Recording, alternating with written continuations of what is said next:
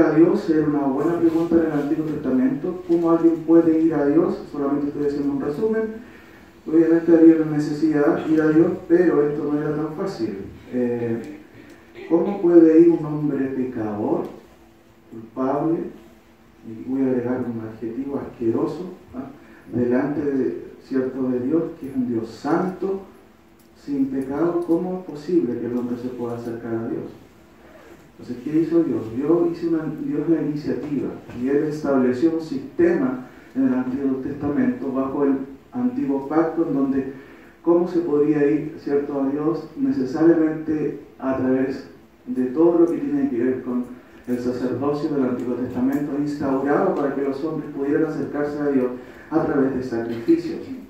Y un sistema sacerdotal en donde no todos podían ser sacerdotes, y era una especie de mediador entre Dios y los hombres, quien se acercaba a través de las ofrendas ofrecidas aquí en sacrificio, y respondiendo un poco a lo que decía la ley, sin derramamiento de sangre no hay perdón de pecados.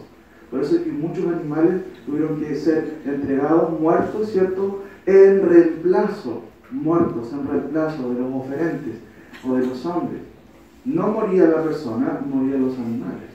Y con ello se quemaba, ¿cierto?, el sacrificio, y el sacerdote entraba en estas cámaras, ¿cierto?, del lugar santo y lugar santísimo, en donde Dios se hacía presente. Ahora, claramente tuvo que hacerse así, porque el hombre era pecador en extremo y Dios en extremo era santo. ¿Cómo se puede mediar entre la comunión entre un Dios santo y un hombre pecador?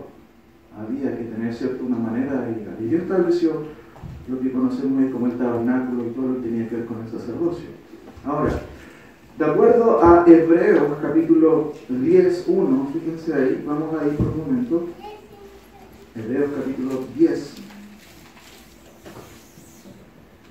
Si ustedes buscan en su Biblia, y quiero que me acompañen esta mañana con su Biblia leyendo, dice: porque la ley, teniendo la sombra de los bienes venideros, no la imagen misma de las cosas, nunca puede, por los mismos sacrificios que se ofrecen continuamente cada año, hacer perfectos a los que se acercan.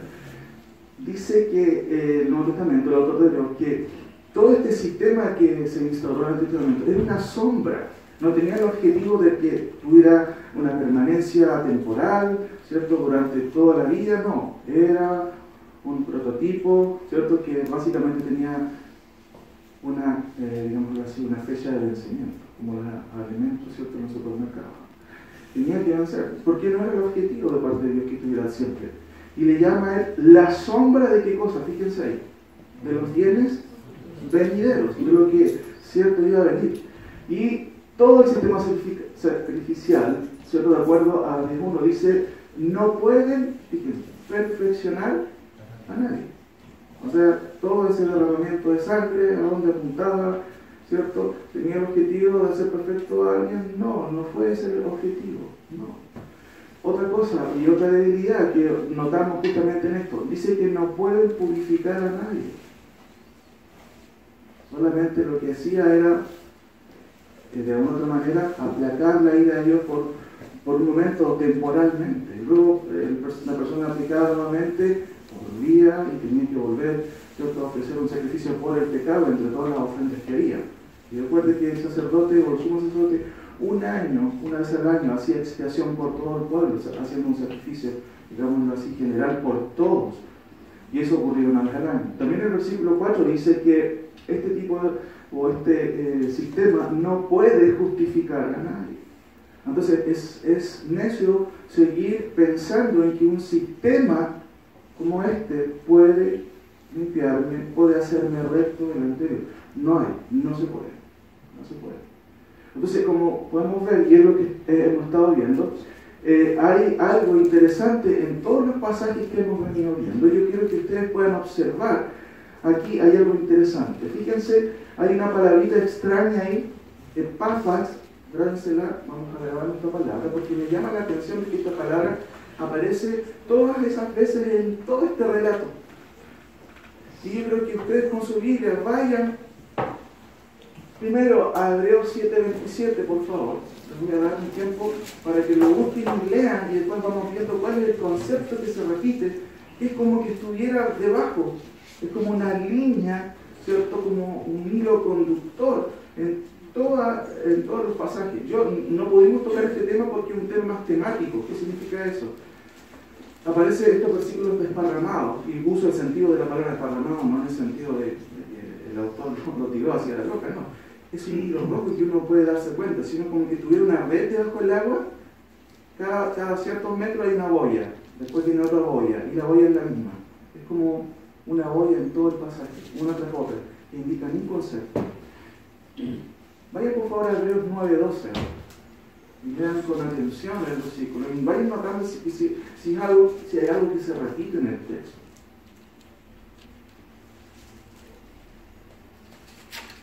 ¿Tenemos dos veces 9:12? Sí.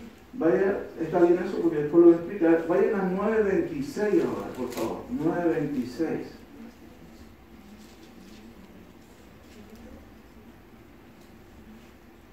Lo leyeron, ¿cierto? ¿Sí?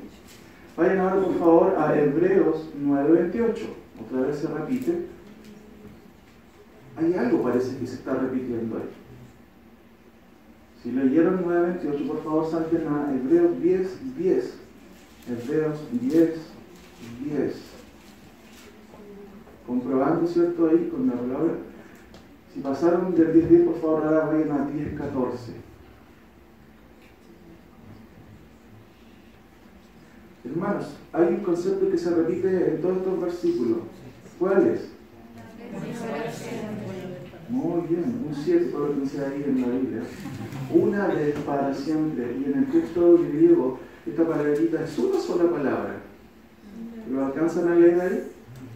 O sea, eso está listo por una polera, ¿cierto? Una vez para siempre. Una vez para siempre. Soplemos todo una vez, ¿cierto? Una vez para siempre. Ese va a ser nuestro tema ahora. Para que ustedes se quede grabado en su mente una vez para siempre. Una vez para siempre. ¿Pero qué fue una vez para siempre? ¿Sí? ¿Vamos a ver eso? Una vez para siempre. Ahora, notemos por favor algunas cosas que quiero mencionar. Tema una sola vez para siempre. Una vez para siempre. Solamente un solo versículo de los que acabamos de ver no usa ese término, pero está incluido. Apax. El que acabamos de leer era...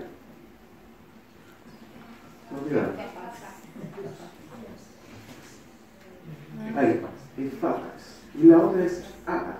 Pero es lo mismo. Es lo mismo. De hecho, cuando uno estudia el Nuevo Testamento, de repente hay teólogos que escriben en un comentario: este es un apax legómenon.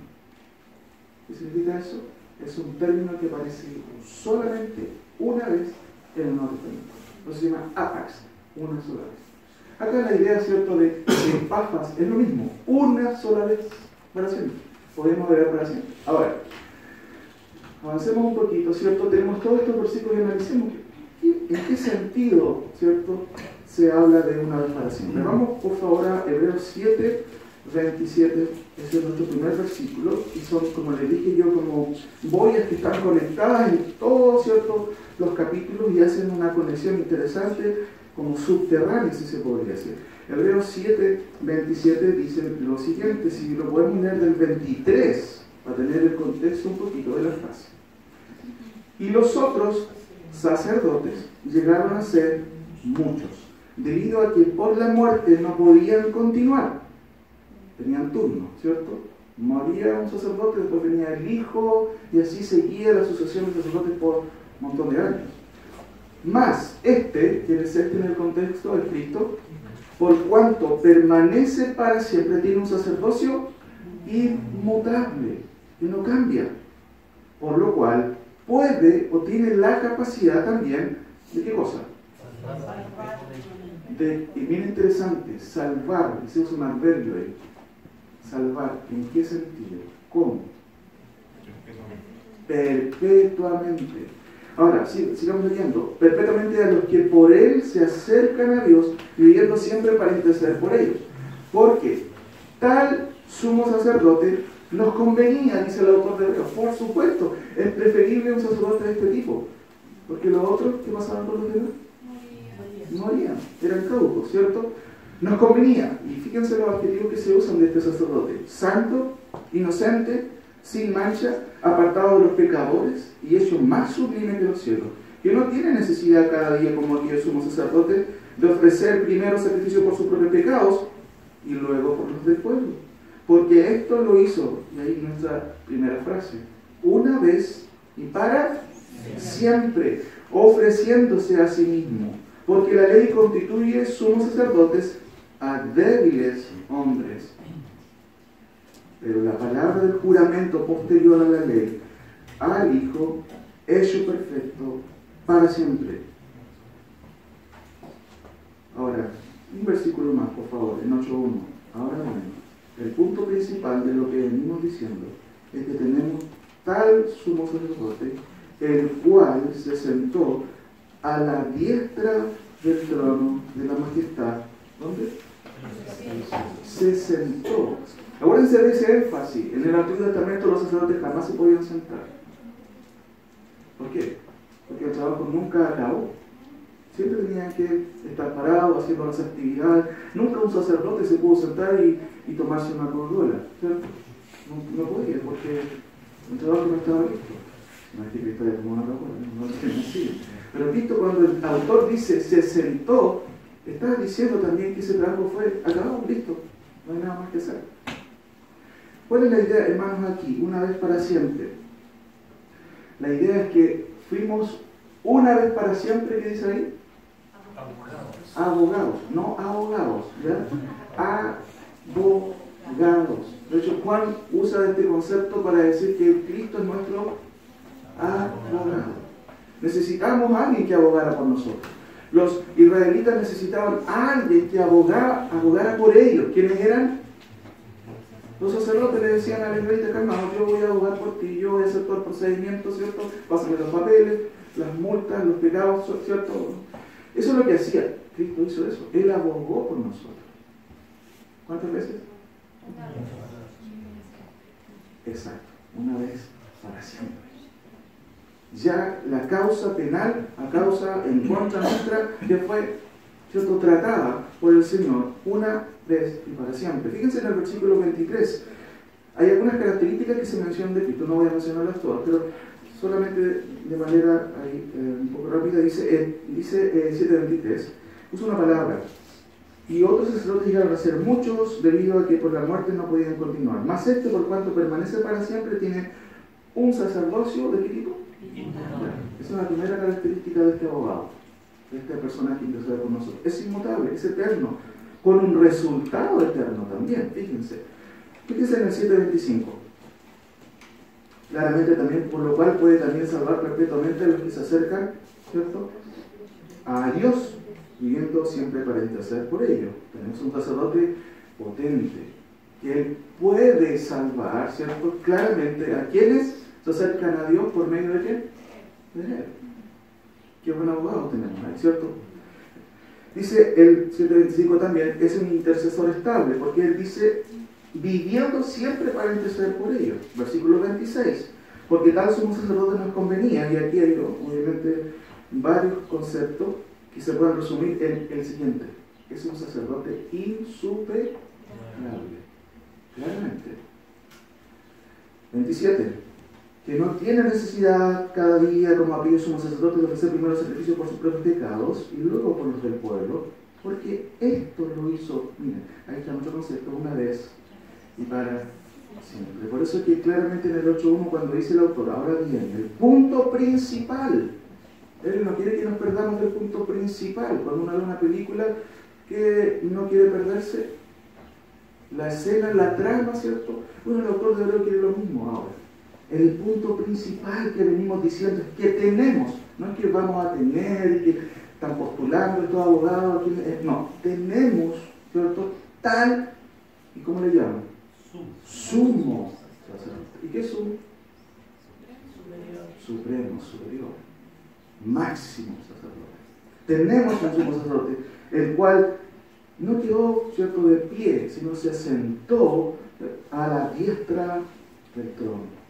Ahora, nuestro primer punto: una vez y para siempre fuimos abogados. Segundo punto, por favor. Y aquí, antes de eso, quiero que vean esta imagen por un momento. De hecho, tengo varias imágenes para mostrar para que ustedes más o menos tengan una idea. A veces no tenemos esa idea de qué significa tener un abogado. Seguramente nadie de ustedes ha ido a tribunal, no sé, pero más o menos esta es la imagen. Imagínense ustedes presentes ahí con un montón de querellas en su contra, pero viene alguien y dice, no, esa persona ya está cubierta porque yo abogué por él. Se la pregunta es, ¿usted, Cristo, es su abogado? Ojalá, ¿cierto?, sea así. Si dice amén, una buena respuesta, pero si hay alguien quien todavía no tiene a Cristo como su abogado, es necesario, es el mejor abogado que pueda haber. De hecho, Juan dice, si alguno ha pecado, tenemos abogado con Cristo. Recuerden, no, en este tribunal no hay fiscales, ¿cierto? No hay abogados contrarios que puedan defender su causa, no. Hay un juez que es Dios, que él va a decretar culpabilidad o inocencia. ¿En base a qué? Vamos a verlo al final también. Pasemos por favor el versículo 12 en su Biblia, del capítulo 9.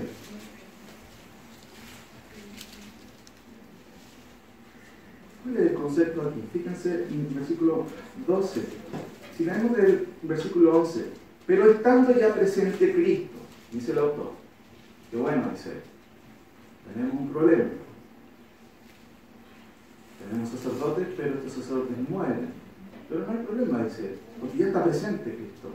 Y él lo dice, pero estando ya presente Cristo, somos sacerdotes de los bienes venideros, eso que se dijo que iba a venir, ¿cierto? Por el más amplio y más perfecto tabernáculo, ¿cierto?, no hecho de manos, es decir, no de esta creación, el que vimos al principio, todas esas carpas que habían. No, él está diciendo que hay un tabernáculo superior, que se refiere al cuerpo de Cristo. Y no por sangre de machos cabríos ni de becerros, fíjense, sino por su propia sangre entró, otra vez se repite nuestra palabra, una vez para siempre en el lugar santísimo, habiendo obtenido, ¿qué cosa?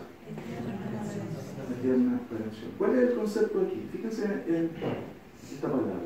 Una sola vez para siempre fuimos propiciados. ¿Cuál es la idea? ¿Cuál es el concepto? La palabra propiciación viene del texto del Antiguo Testamento, ¿cierto? Y justamente también tiene que ver con el tabernáculo. En el lugar santísimo había un arca que se llamaba el propiciatorio. Era una tapa, ¿cierto?, en donde se dejaba caer la sangre y no permitía que pasara. De hecho, en el texto griego me gusta mucho la palabra que se usa, que es kafar, que significa cubrir. Y de hecho, ¿saben quién usa ese término? Y el Antiguo Testamento lo describe es Noé. Cuando Dios manda a Noé, dice kafaleteras, el arca por fuera y por dentro. ¿Me entienden? ¿Qué hizo Noé para que el agua no entrara? Lo impregnó por dentro y por fuera, para que no entrara. Esa es como la idea, tiene que ver con el concepto de cubrir, ¿cierto? El versículo 11 dice, pero estando ya presente Cristo somos sacerdotes de los bienes venideros, por el más amplio y más perfecto tabernáculo no hecho de manos, es decir, no de esta creación, y no por sangre de machos cabríos ni de becerros, sino por su propia sangre entró una vez para siempre en el lugar santísimo, habiendo obtenido eterna redención. Primero Juan 2:1 dice, hijitos míos, estas cosas os escribo para que no pequéis, y si alguno hubiera pecado, abogado tenemos con el Padre, a Jesucristo el justo. Y Él, Cristo, es la propiciación. Y fíjense en esta imagen, porque uno piensa a veces cómo uno puede enseñar un concepto, es difícil a veces, los conceptos son difíciles. Llevamos dos. Llevamos el concepto de que fuimos abogados por el Señor, pero también fuimos propiciados. Y este término viene de propiciación, es un término muy grande. Pero miren esta imagen que ya se la ha mostrado, ¿no?, de ustedes. Fíjense en esa imagen por un momento. ¿Qué significa propiciación? Cristo fue nuestra propiciación. Y aquí tiene que ver con el castigo que merecíamos, no cayó sobre nosotros, sino cayó sobre quién. Él nos cubrió, si se puede decir. Él se puso adelante para que usted no recibiera la ira de Dios. Eso tiene que ver con el concepto de propiciación.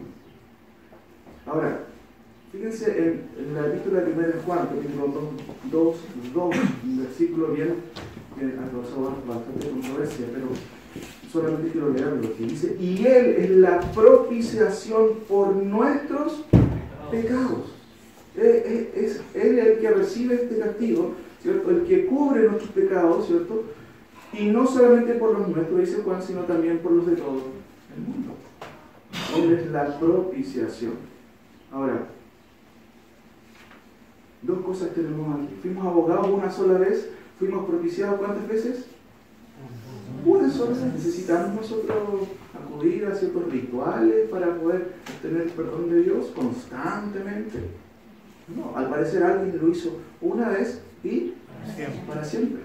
Pasémonos por favor ahora al otro concepto. 9:12. Ahí mismo hay un concepto también que está incluido. Dice el versículo 12: y no por sangre de machos cabríos ni de becerros, sino por su propia sangre entró una vez para siempre en el lugar santísimo y obtuvo algo.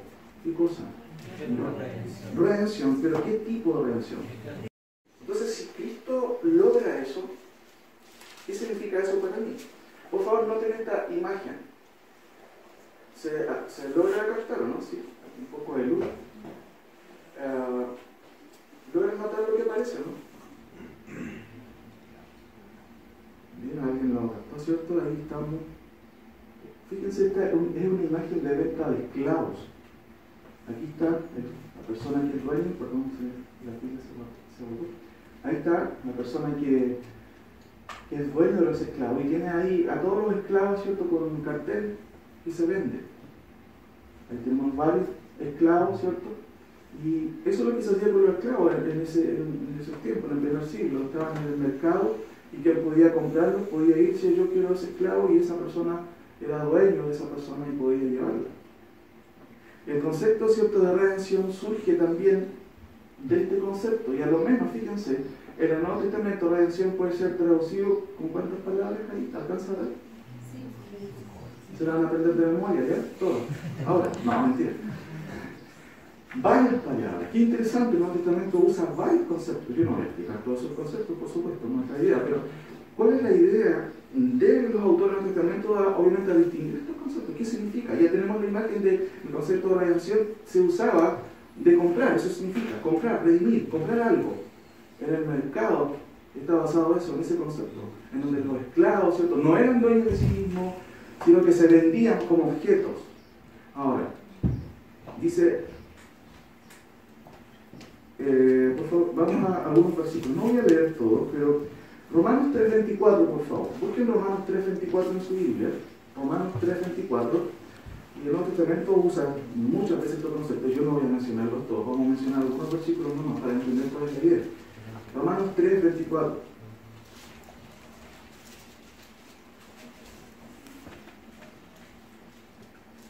Siendo declarados justos, eso significa justificados, declarados justos. Acuérdense del justificativo que usted llevaba cuando decía usted mismo el justificativo en el colegio y lo firmaba, en vez de su mamá, usted mismo lo firmaba y lo dejaban entrar a clase, ¿cierto? ¿Se acuerda de eso, no? No sé si todavía se hace eso o hay otro sistema, pero a mí me contaron eso, así que es así. Sí, sí. Y ahí usted podía pasar y tenía un justificativo. No, esta persona está justificada porque tiene una razón válida. Ahora, fíjense en el versículo: siendo justificados, ¿hay que pagar por esa justificación? ¿Qué significa gratuitamente? No son como las ofertas en el día de hoy que dice gratuitamente, pero igual hay que pagar, ¿cierto? Acá el texto dice, siendo justificados gratuitamente, ahí está la razón. Por su gracia. Mediante, miren, la redención que es en Cristo Jesús. El concepto ahí es apolutrosis. ¿Aparece aquí o no? Acá está, al final. ¿Qué significa apolutrosis? Comprar algo en el mercado basado en un precio pagado.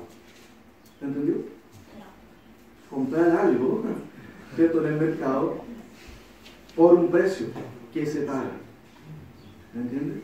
Ahí está, ahí tenemos a la persona esperando que alguien venga y compre, pero esa persona no va a comprarle por 1 kilo de pan. Hay algo que tiene que pagar. Fíjense, por favor, en 1 Corintios 1:30. Vayan ahí, por favor, 1 Corintios 1:30. Recuerden que estamos haciendo una pequeña conclusión, o una conclusión básicamente, de un último concepto que vemos en estos pasajes de Hebreos que tratan de la superioridad de Cristo como sumo sacerdote. 1 Corintios 1:30. Fíjense los énfasis de los autores: Cristo, Cristo, Cristo, Cristo.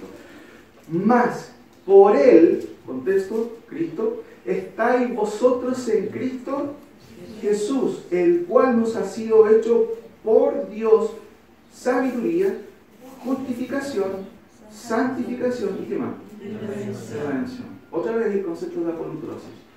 Se enfatiza: Cristo pagó un precio. Fuimos redimidos, fuimos comprados y se pagó un precio por Él.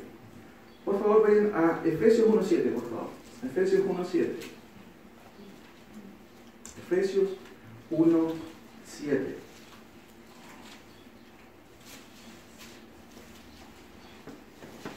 Léelo ahí, por favor, y díganme ahí si aparece o no algún precio incluido. Si se hace alusión a algo que se pagó.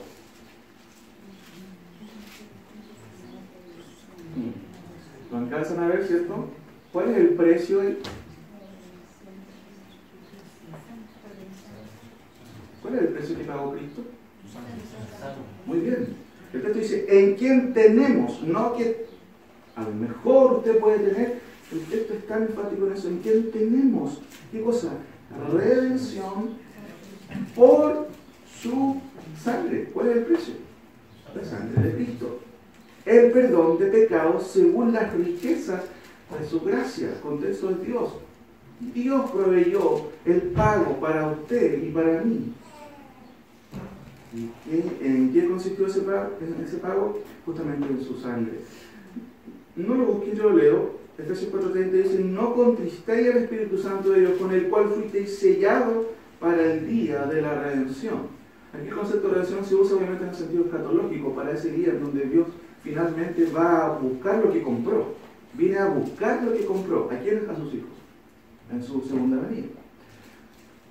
1 Corintios 6:20. 1 Corintios 6:20.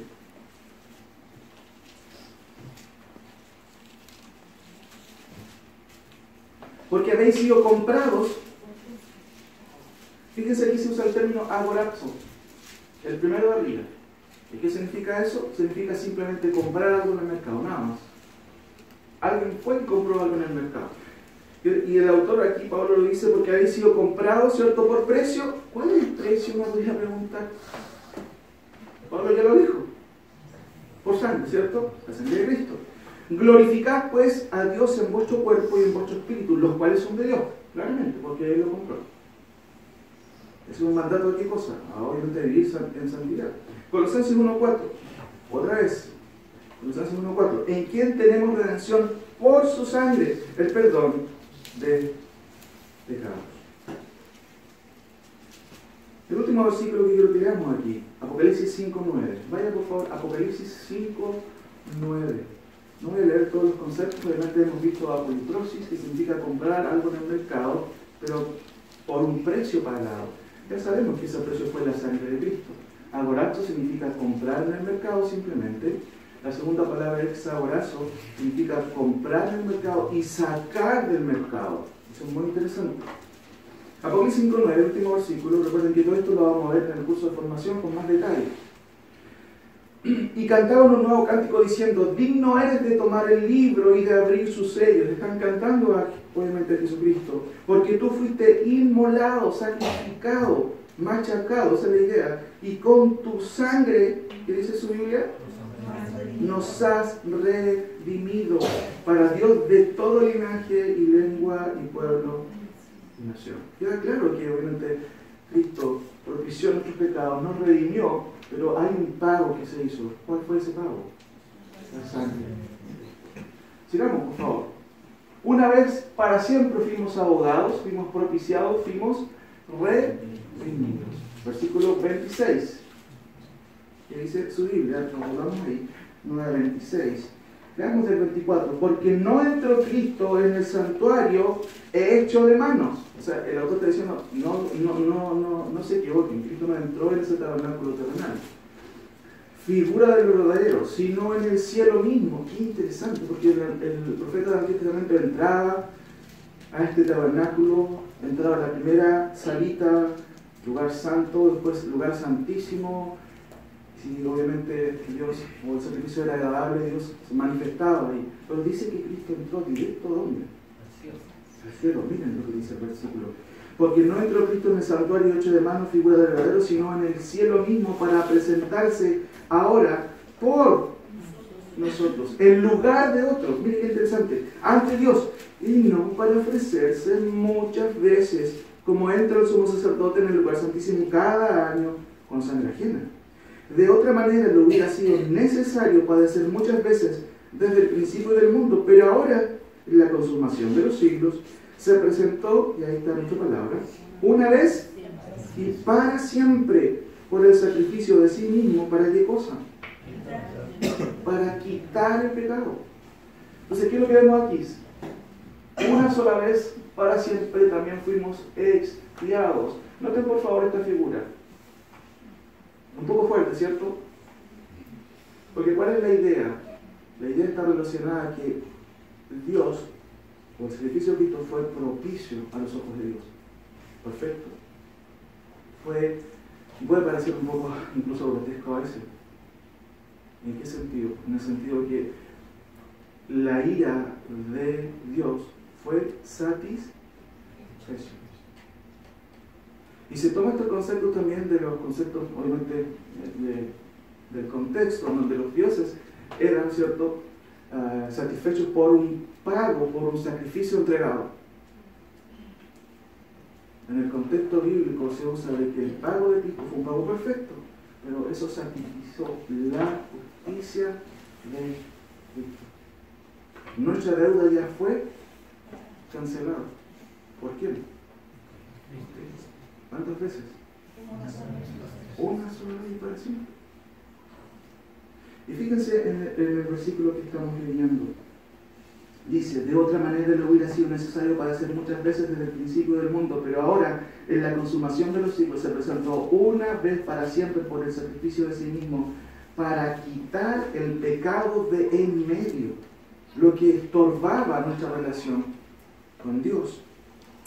El concepto, ¿cierto?, tiene que ver con borrar las culpas, con lograr el perdón, con apaciguar la ira de parte de Dios.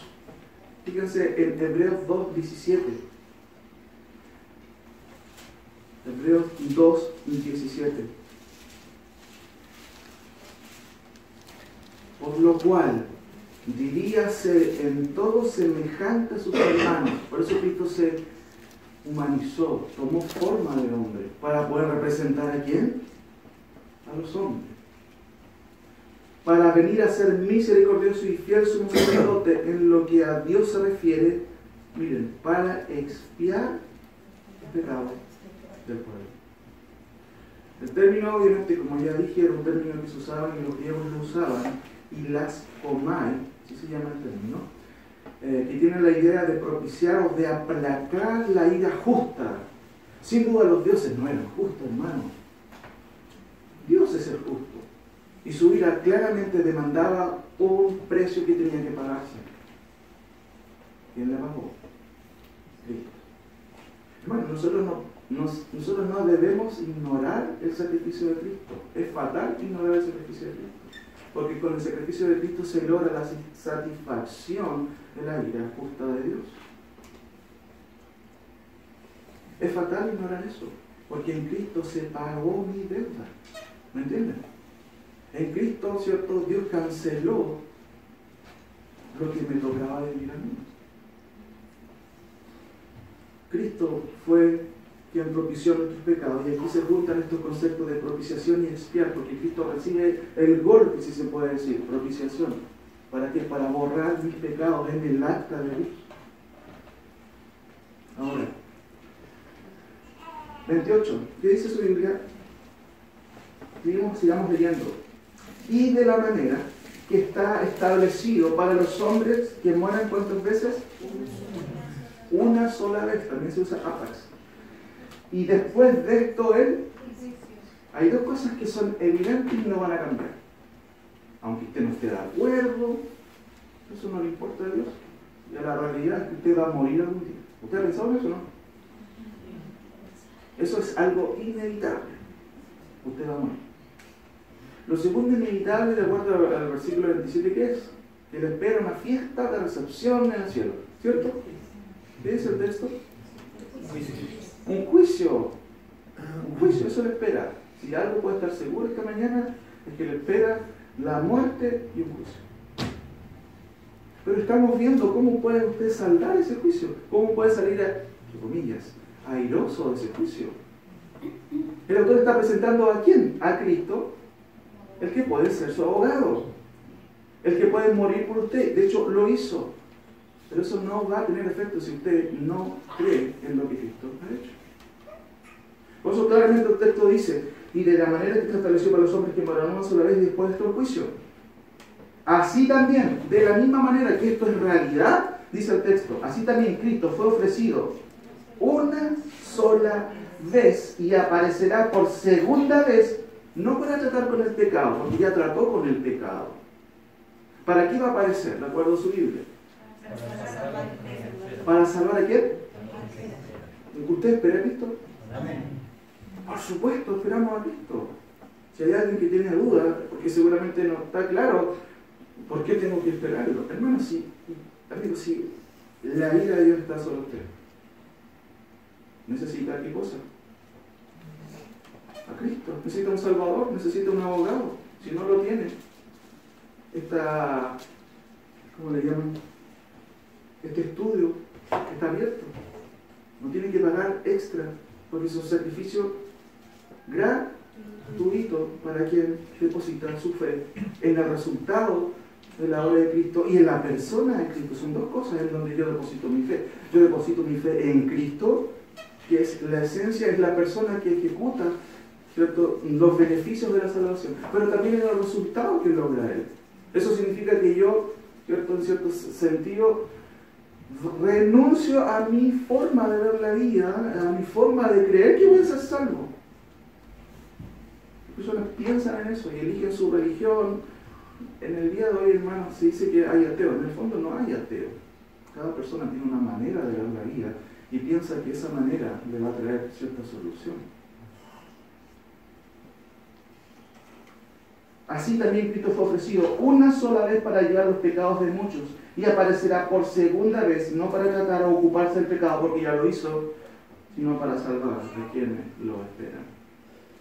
No hay persona que espera a alguien, se prepara, se ordena. Especialmente las hermanas cuando llega a visita a la casa, ¿qué es lo que hacen? Hacen el aseo, limpian el baño. Eso yo lo veo a veces. Hermano, si usted espera a Cristo, usted tiene que prepararse, no para portarse bien, no. Nosotros no nos portamos bien para obtener la salvación. Ninguna cosa que usted haga puede lograr un estatus judicial que le diga, perfecto, lograste cumplir la justicia de Dios. Ni uno. Solo una persona logró el estándar de Dios, que fue Cristo. Entonces, ¿qué hace usted frente a eso? ¿Mira con rechazo? ¿Mira con orgullo? Por favor, hermano. Usted debería correr a la cruz. No correr a un pastor, a un... La Biblia nunca habla de eso. Ahora, corra a los pies de Cristo. Protéjase en Él antes que venga la ira de Dios. ¿Lo ha hecho usted ya? Perfecto. El Señor nos ayuda en eso y tener claro qué significa aquello. Fíjense, expiados, estamos viendo aquí interesante. 1 Pedro 2.24, por favor. 1 Pedro 2.24. Primera de Pedro 2, 24. Después de Hebreo, Santiago, después viene Pedro.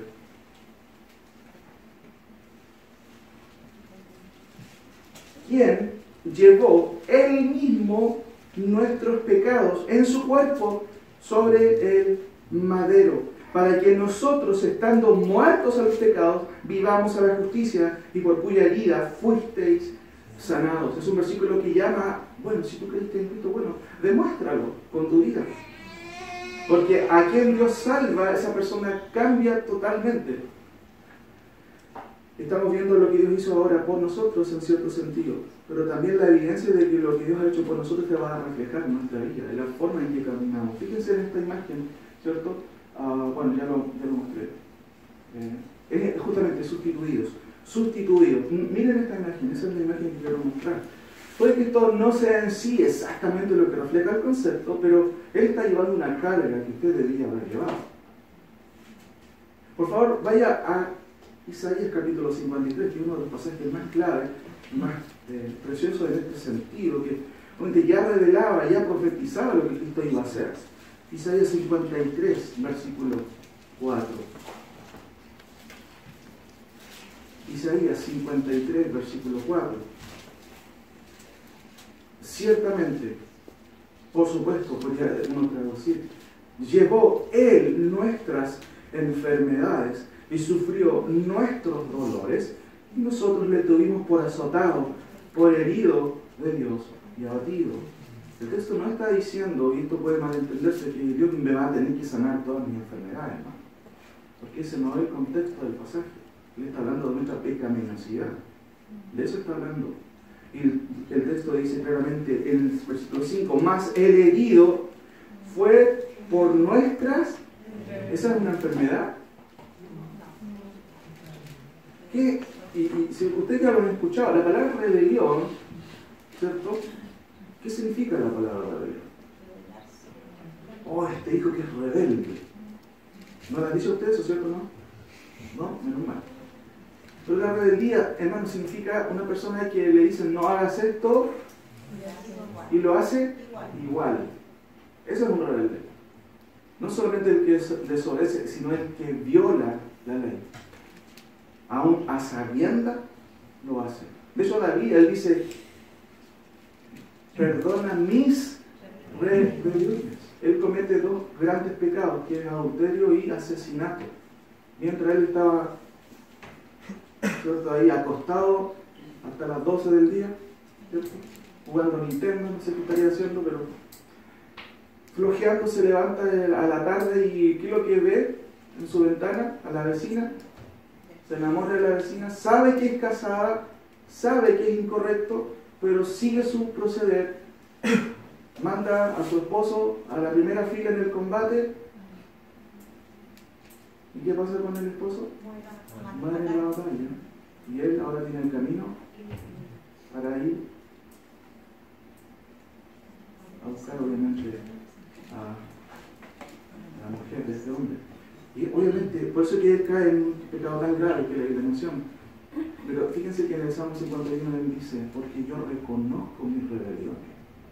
En el día de hoy, no, yo no he hecho nada, dice la gente, no, yo soy santo, inmaculado. Y cuesta reconocer, hermano, el pecado personal. Y decir, yo cometí el pecado, yo asumo. Por eso que a mí me llama la atención y antes me quedaba la cabeza, ¿cómo puede ser la ley conforme al corazón de Dios? Y compadre, yo pensaba eso, ¿cómo es posible si él es un homicida, un adúltero? Hermano, y no se basa tanto en eso, porque no es que Dios pase por alto el pecado, es que este hombre, David, tiene una respuesta de su corazón que a veces no la tenemos, porque yo reconozco mis rebeliones. No le echo la culpa a la sociedad que me hizo ser así, ¿cierto? Yo cometí el pecado. Y por eso dice, perdona mis rebeliones, Dios. Yo sabía que no tenía que hacerlo, lo hice igual. Fui porfiado. Por eso que es importante, y ahí uno entiende, ahora entiendo el corazón de David, por eso. Por eso. Y él va a decir después, porque Dios tú no me das sacrificios que yo haga. Yo te puedo dar 1000 sacrificios aquí, podemos sacrificar un montón de animales. Pero a ti no te importa eso. Porque tú lo que quieres y buscas es un corazón humillado y un corazón contrito. Eso es lo que tú necesitas. Hermano, es lo mismo que necesita Dios de nosotros. ¿Usted ha entregado su corazón al Señor? ¿Está acostumbrado a entregar sacrificios? Bueno, Señor, tú te calmas con esto. Hermano, Él desea nuestro corazón. Fíjense, Él llevó nuestros pecados. Más el herido fue por nuestras rebeliones, molido por nuestros pecados. El castigo de nuestra paz. Si yo estoy en paz ahora, se debió a alguien, a la muerte de Cristo. El castigo de nuestra paz fue sobre Él, y por su llaga fuimos nosotros curados. Fíjense el concepto. Usa el concepto de la imagen de curar, pero no se refiere a que usted esté enfermo, se refiere a que Él enfermedad más letal que pueda haber, el pecado. Todos nosotros nos descarriamos. No, yo no me descarreo. Claramente el autor está vislumbrando en el contexto ahí, ¿cierto?, del mensaje a Israel, pero esto es un concepto atemporal que se aplica a todos los hombres. Todos nosotros nos descarriamos como ovejas, cada cual se apartó por su camino, mas Jehová cargó en él el pecado de todos nosotros. Cuesta pensar a veces, hermanos, en esto que Cristo hizo cada una de estas cosas por nosotros. Tenemos el penúltimo concepto, versículo 10:10.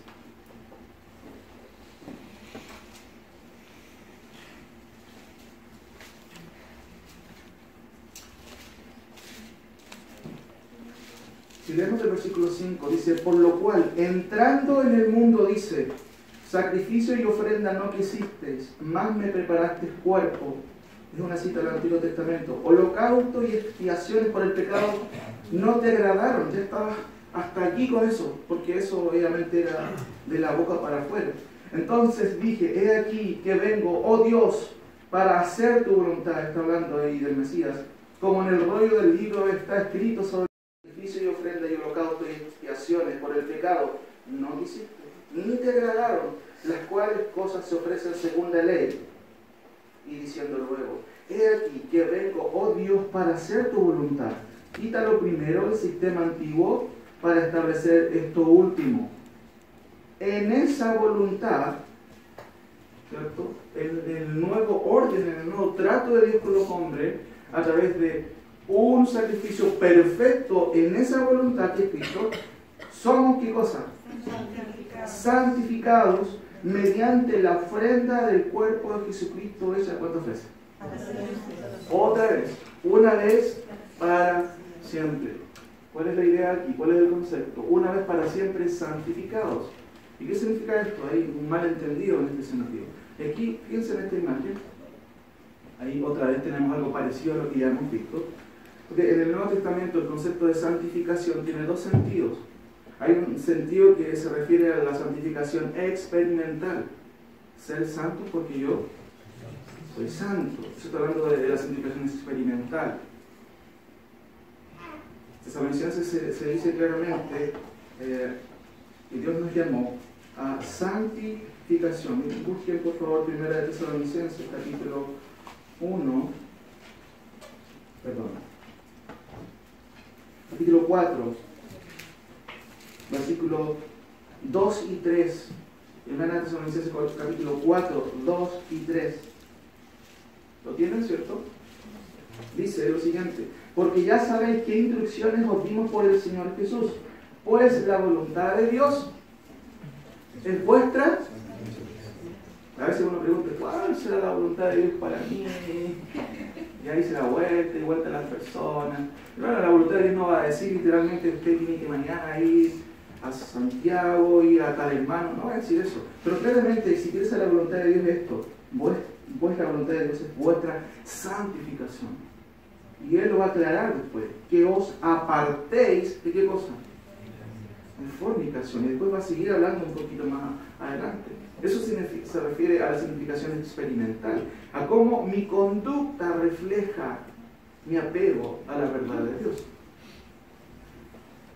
Hebreos 12:4 dice, seguid la paz con todos y la santidad, sin la cual nadie verá al Señor. Hay que ser santos, si no, no podemos ver a Dios. Hermanos, no podemos ser santos en el sentido posicional, porque es una tarea y un trabajo que Dios hizo.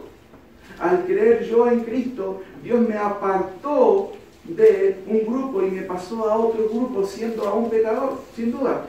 Pero ya el trato que Dios tiene conmigo no es el trato que tiene un juez con un culpable, sino el trato que tiene un padre ahora con su hijo. Si me porto mal, mi papá me ¿sí? ¿Hace eso mi padre? No. ¿Sigo siendo su hijo? Sí. Entonces, esa es la relación. Entonces el concepto de santificados aquí, cuando dice Hebreos, volvamos a Hebreos, estamos ya terminando, Hebreos. En esa voluntad somos santificados mediante la ofrenda del cuerpo de Jesucristo, hecha una vez y para siempre. Imagínense que cierto significara santificación experimental. Ay, Dios me hizo santo, así que ahora Dale a tu cuerpo lo que pide, ¿o no? Bueno, eso es lo que pensaban algunos, los hedonistas. Come y bebe, porque mañana, así que, de carrera en carrera. Los hedonistas, hermano, pero el texto no se refiere a eso, se refiere a la posición que tengo yo delante de Dios. Es como Dios me ve ahora. Un solo acto de Cristo fue suficiente para que Dios me trasladara del grupo de los pecadores, incrédulos, condenados, sin solución, al grupo de los santos, escogidos, inmaculados, no, al grupo de los pecadores perdonados por la fe en Cristo. ¿Me entienden? Nosotros dejamos de pecar, hermanos, cuando somos creyentes. Pecamos igual. La gran diferencia es que no seguimos, no permanecemos como un estilo de vida en el pecado, hermano. Es una obra que Dios hace dentro de nosotros, sin duda. Finalmente tenemos el último concepto, 10:14. ¿Cómo dice su Biblia ahí? Voy a leer del 10 en adelante, fíjense, está todo amarrado. Dice: en esa voluntad somos santificados mediante la ofrenda del cuerpo de Jesucristo hecha una vez para siempre. Y ciertamente todo sacerdote está día tras día, y en el texto original dice, de pie, día tras día, ministrando y ofreciendo muchas veces los mismos sacrificios que nunca pueden quitar los pecados. Pero Cristo, habiendo ofrecido una vez para siempre un solo sacrificio por los pecados, ya está. ¿Qué pasó? Se ha sentado a la diestra de Dios, de ahí en adelante esperando hasta que sus enemigos sean puestos por estrado de sus pies. Porque con una sola ofrenda hizo, miren, qué interesante, perfectos. ¿A quiénes? A los que ya santificó. ¿Cuál es la idea ahí? Hizo perfectos. ¿Qué significa la palabra perfecto? Sin tacha, impecable. Hermano, nosotros no somos impecables. Pero ¿por qué razón se usa este concepto y se dice que fuimos hechos perfectos de un solo paraguas, se puede decir? ¿Y esto a qué se refiere? Fíjense en lo siguiente. Este concepto tiene que ver con la justificación. Miren la foto o la imagen. Esto representa la justificación. Nosotros no somos perfectos. Hay alguien perfecto que me prestó su perfección. ¿Me entienden? Se figura aquí como alguien que viste a alguien que está desprovisto de esta falta de justicia. Hermano, la justificación desde el punto de vista histórico se ha dividido en dos. Algunos han creído que la justificación es una infusión de la justificación. Otros creyeron que la justificación es una imputación. Bueno, los reformadores dijeron eso. Y eso es lo que enseña la Biblia.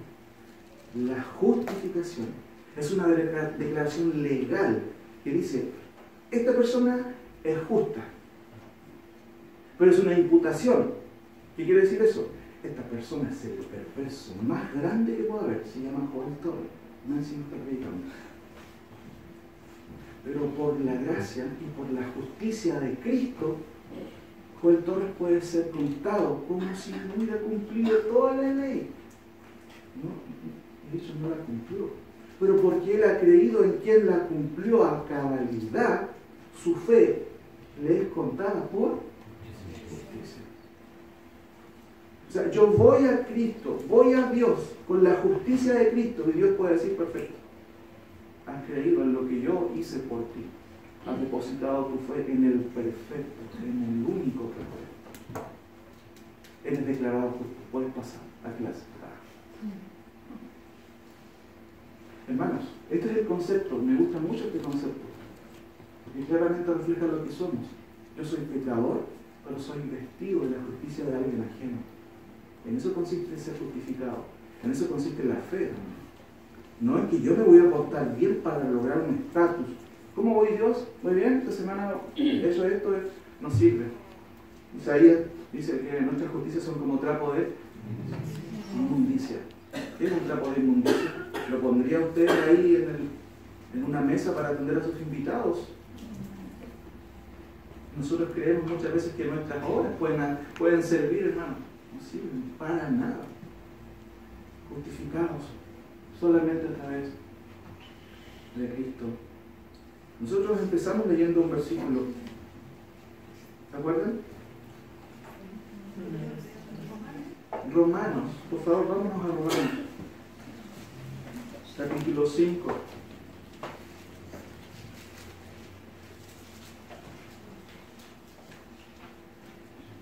Esta carta es espectacular, porque justamente habla de la justicia de Dios. Seguramente, a lo mejor vamos a estudiarla, ahí estamos viendo qué vamos a hacer después de Hebreo. Miren lo que dice, justificados, ya ese es un acto de facto. Justificados, pues, por la fe no es en sí lo que me salva, es el medio, por la fe, tenemos paz. El concepto de paz ahí en el original griego es la palabra eirene. ¿De ahí viene la palabra o el nombre? Irene. ¿Nadie se llama Irene? ¿Qué segundo nombre? Eirene en el griego significa reconciliar a alguien. Entonces el texto está diciendo, justificados por la fe, tenemos reconciliación. Nuestra amistad con Dios ya estaba quebrada antes, pero ahora está reconciliada. ¿Por medio de quién? De Cristo. Y por eso no solamente tenemos reconciliación, hemos sido declarados justos por medio de la fe. Dice el texto, justificados pues por la fe, tenemos paz para con Dios por medio o a causa ¿de quién? De nuestro Señor Jesucristo, por quien también, podemos agregar ahí, además, tenemos entrada por la fe a esta gracia en la cual estamos firmes y nos gloriamos en la esperanza de la gloria de Dios. ¿Se da cuenta que no necesitamos música para adorar? Debemos comprender este versículo y esta enseñanza y nuestra adoración debería salir sola de nuestro corazón. ¿Se da cuenta?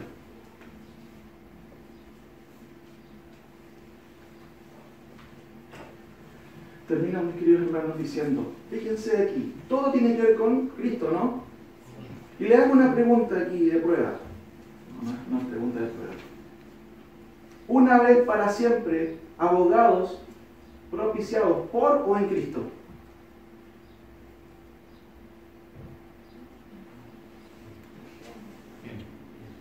¿En Cristo? ¿O por Cristo? No pueden ser los dos. Y Él nos prestó su justicia, estamos en. ¿Ya? Sí, perfecto. Sí puede ser. Bueno, el próximo domingo le voy a responder. Por o en. Hermanos, pueden ser los dos, pero el énfasis esencial aquí es por. ¿Saben por qué? Porque todos estos aspectos tienen que ver con lo que hizo Dios en lugar mío. Recuerden que la salvación tiene dos polos. La salvación de Cristo por nosotros y la salvación de Cristo en nosotros. Menciónenme qué es lo que Dios ha hecho en nosotros. Dios arregló nuestro problema judicial, pero también arregló nuestro problema ontológico, interno. ¿Qué hizo Dios dentro de mí? Una sola doctrina. Regeneración. ¿Me entienden? Dios arregló mi problema judicial, mis papeles frente al tribunal por un reemplazante. Él murió por mí, en lugar mío, pero también hizo algo dentro de mí. ¿Me entienden? Tenemos dos polos de la salvación. Aunque bien, dicen ustedes, pueden ser las dos, sí, en cierto sentido. Pero en términos concretos y generales, se refieren a lo que hizo Cristo por nosotros, en lugar de nosotros. Solamente este es un detalle para allá, hermano. Pero fíjense en esto, terminamos con esto. Todos estos versículos, toda esta figura, Cristo es lo central, y aquí hay tres cosas. La base de la obra de Cristo, ¿dónde la encontramos? ¿Dónde usted puede saber de él? En su palabra. Perfecto, en su palabra, ¿cierto? El hecho, ¿cuál es el hecho? La cruz, que fue ocurrido o fue realizado ¿cuántas veces? ¿Fue un hecho histórico? Por supuesto, ese es el hecho, es la realidad, claramente. Tenemos también, entonces, aquí dos cosas. Tenemos el testimonio, el hecho y el resultado. ¿Cuál es el resultado? La justificación, propiciación, santificación, ¿qué más? La redención nos redimió, por supuesto. Propiciación, ya lo mencionábamos, ¿cierto? Ese es el resultado. ¿Cuál es el hecho? El hecho fue que Cristo murió. Es algo histórico. Pero ¿dónde está el testimonio de eso? Sí, sin duda. Pero me refiero a que si eso ocurrió, ¿dónde está la evidencia testimonial de eso? Ya lo dijeron. ¿Aquí o no? No a la cartera de la crónica, o mañana a la cartera de la crónica. Hermano, está en la palabra. Les pregunto, ¿es importante la escritura? Hermano, es importantísimo. Hace el énfasis que nosotros queremos jamás descuidar. Porque aquí tenemos el testimonio de un hecho que cambió la realidad de nosotros como pecadores. ¿Qué fue el sacrificio? Una pregunta clara es, hermano, ¿nosotros hemos sido propiciados por el Señor? ¿Usted ha sido propiciado? Termino con esto. Miren la urgencia de Pablo. Efesios 3, 14 en adelante. Si quieren lo pueden buscar. Miren la urgencia de Pablo. Por esta causa doblo mis rodillas ante el Padre de nuestro Señor Jesucristo. Por esta causa, dice él, de quien toma nombre toda familia en los cielos y en la tierra, para que os dé, conforme a las riquezas de su gloria, el ser fortalecidos con poder en el hombre interior por su espíritu, para que habite Cristo por la fe en vuestros corazones, a fin de que, arraigados y cimentados en amor, seáis plenamente capaces de comprender, no de sentir, con todos los santos, cuál sea la anchura, la longitud, la profundidad y la altura, y de conocer, fíjense, el amor de Cristo que excede a todo conocimiento, para que seáis llenos de toda la plenitud de